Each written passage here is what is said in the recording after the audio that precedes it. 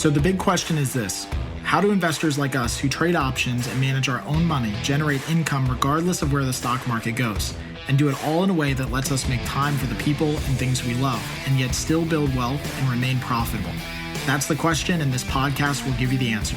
I'm your host, Kirk Duplessis, and you're listening to the Daily Call from Option Alpha.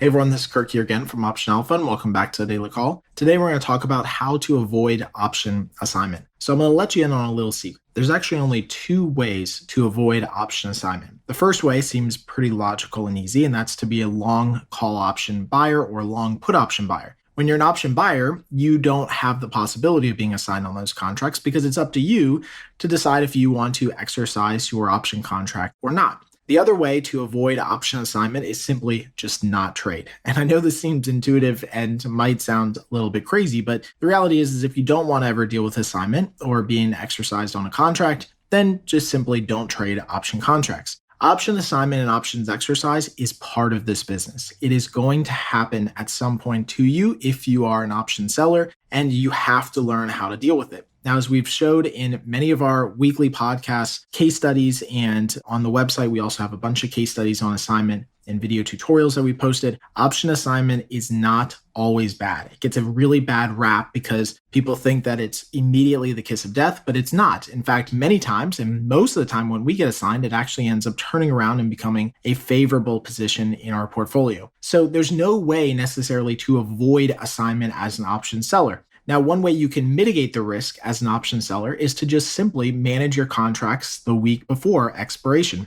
So we know from the last two podcasts that we've done here on the Daily Call that most option assignment happens near the week of expiration, and in fact, the last couple days of options expiration. So if you want to avoid being assigned, take a look at that extrinsic value and make sure that you either close, adjust, or roll your option contracts around the week before expiration. This generally will get your contract out of the assignment window and leave you with a position that you can still manage without having to deal with the stock. So hopefully this helps out. As always, if you have any questions, let me know. And until next time, happy trading.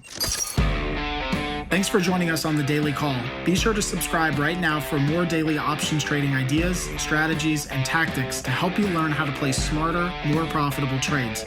And if you like what we're doing, don't forget to give us a rating and a review so we can continue to bring you the best daily content possible.